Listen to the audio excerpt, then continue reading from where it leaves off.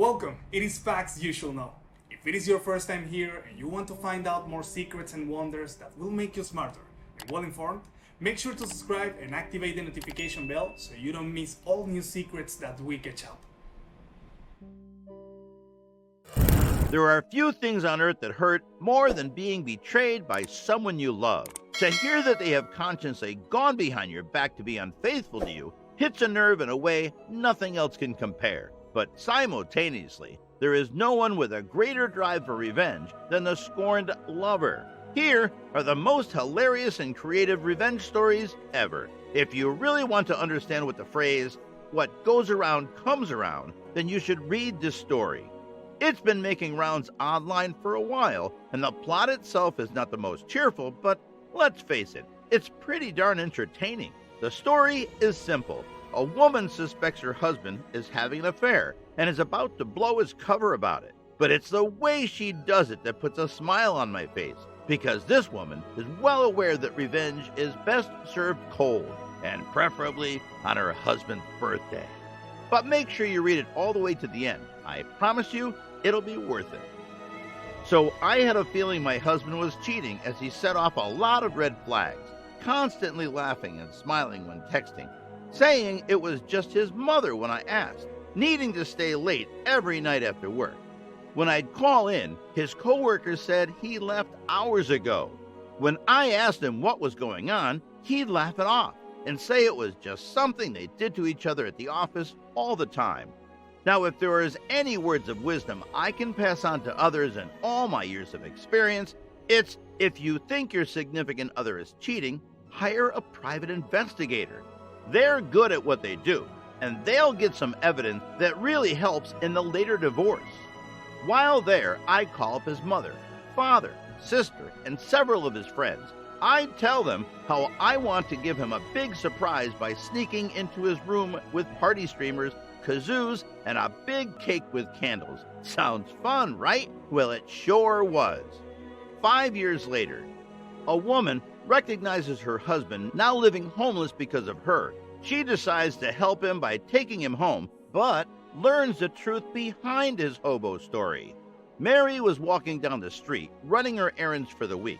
It was a typical Tuesday afternoon in which she usually goes shopping and goes home to prepare dinner and wait for her husband John to join her after work. But as she walks to get her car at the parking lot, she passes by a hobo and gets a bit frightened. I should have parked the car on the other street. I don't like passing here, she thinks until she hears a familiar voice. Mary, is that you? Her heart races, and as she turns around, she can't believe what she sees. It's her ex-husband. Oh my God, what have I done?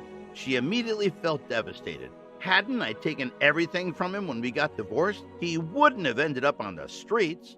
Of course, Mary didn't know why he was in such a terrible situation, but she somehow felt responsible for that. What happened to you? Why are you living on the streets? She asked, quite concerned. When we got divorced, I lost it all. You took every penny you could out of me. Then I lost my job. Couldn't pay for the mortgage, so I ended up here, he said, pointing to a couple blankets and cardboard boxes. Mary felt desolated. I've got to do something, she thought. I feel awful for what I've caused you. Come home with me. You can take a shower, rest, and stay for a few days until you get back on your feet. As they walked together to her car, Mary began to recall why they broke up. Mary and John met at a friend's birthday party 10 years ago and immediately fell in love. They dated for a year and got married after that, but the marriage didn't last long. John would often behave like a jerk. He never helped Mary around the house, and he'd frequently leave his mess around, expecting her to clean it up. When Mary would dare to say something, he would aggressively reply, "Shut up and clean the house." Finally, she couldn't take it any longer. "I'll sue you for your house and everything you have," she said, and so she did. Even though he caused me a lot of pain, she thought to herself, I couldn't leave the man in trouble. But Mary had other problems to think of, like how to persuade her husband to help John. "You brought a homeless man home?" he asked, irritated. "He isn't just a homeless man. He's my ex-husband," said Mary, trying to make a point.